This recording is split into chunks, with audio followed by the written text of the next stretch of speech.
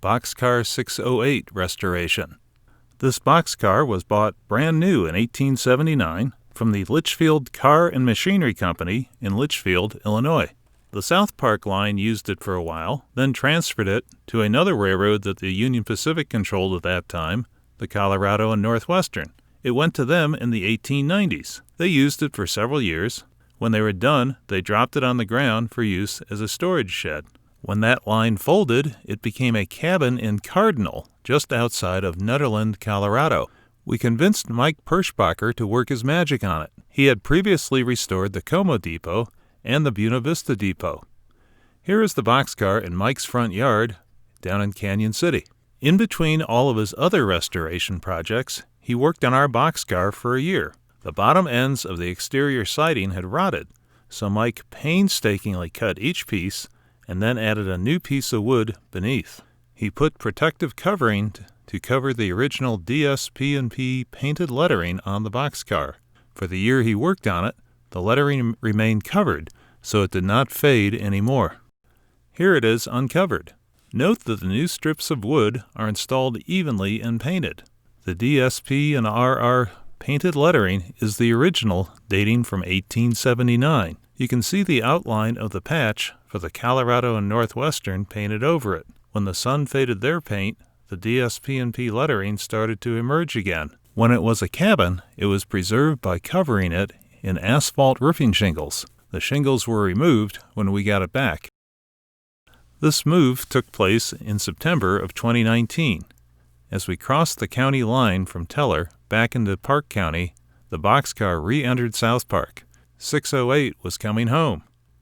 Here it is on the turntable for a formal portrait. We haven't lettered it yet. That'll be done next spring. It was an interesting restoration. It's kind of an interpretive restoration. We decided to restore one end and one side to appear as when it was new. The restored portions will be complete when they are lettered. The unrestored side and end have merely been patched. That shows the history of the car and the scars it received, including the windows that were cut into it. Over the years, we have made several trips for loading up rail in Breckenridge. It started out by asking them for a few lengths for the depot when it reopened in 2015.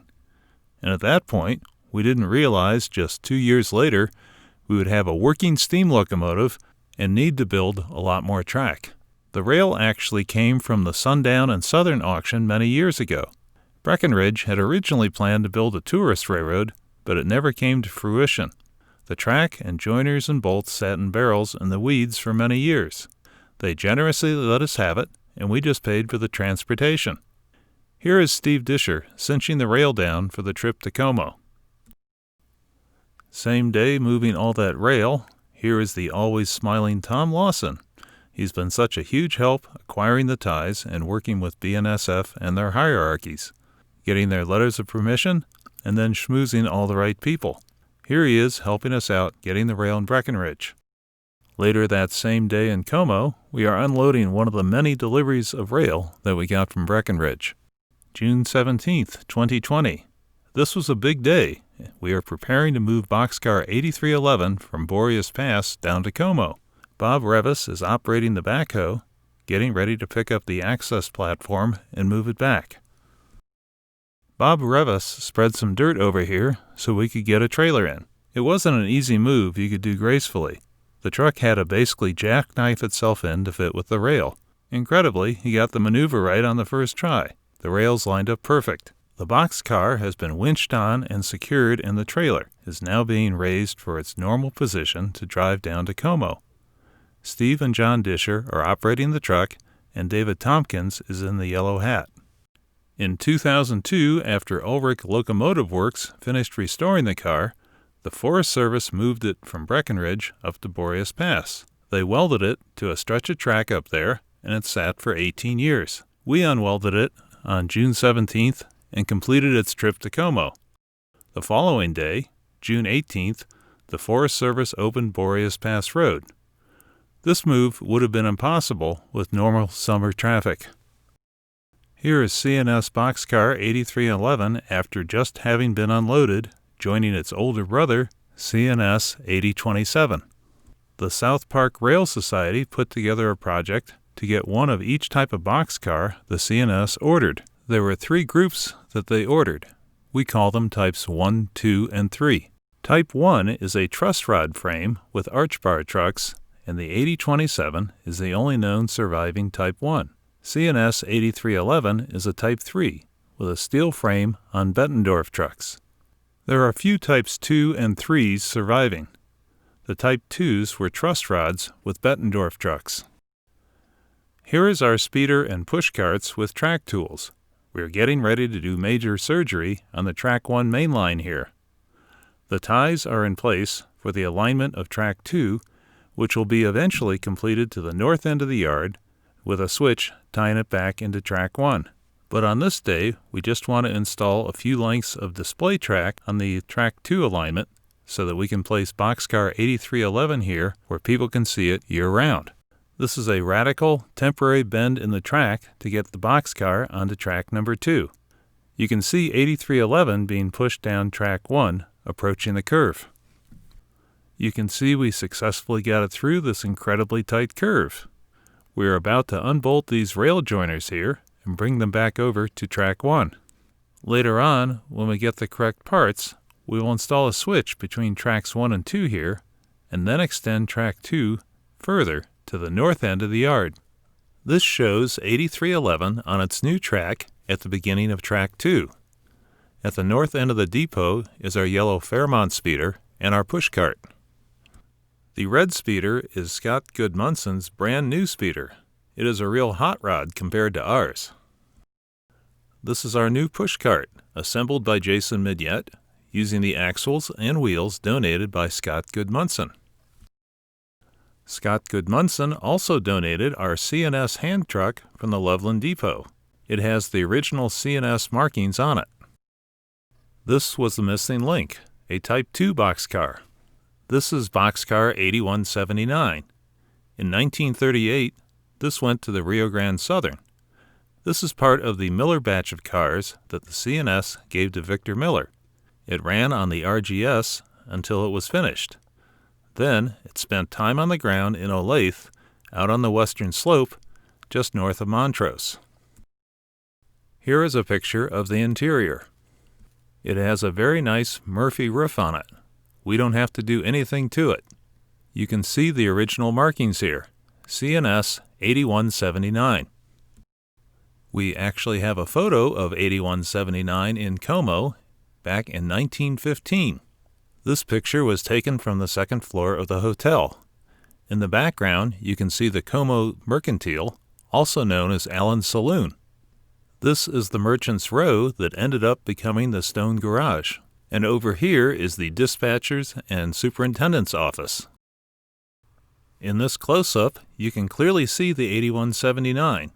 It's cool that we have a historic photo of this boxcar in Como. This is in Olathe again. The car has just been loaded by crane onto Steve Disher's trailer. It is now ready for the long drive to Como. Later that same day, here it is in Como. It is temporarily sitting on Bettendorf trucks without bolsters. It will be permanently mounted later on. We are going to repaint it and restore the doors and the ends.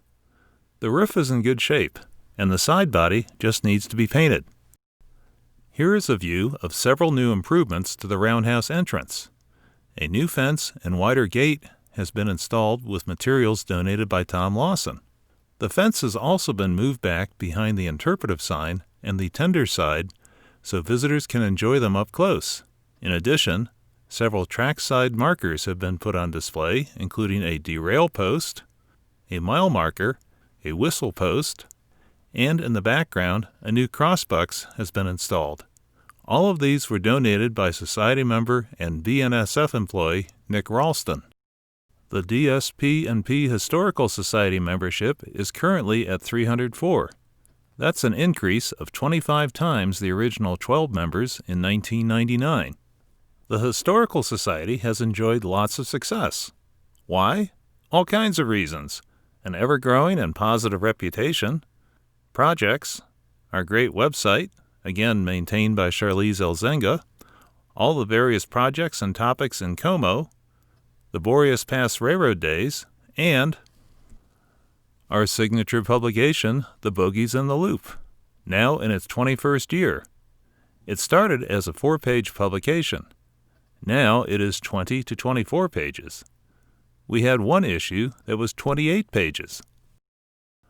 A lot of our success is spreading the good word, and we all do that. We do it in social media, chat rooms, in various forms, and over a beer or a Coke at a bar, or whatever, in small gatherings like this, or sometimes in some of our larger gatherings like this.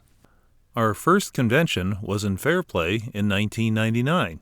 Here are all 12 people who attended at the Baker Water Tank.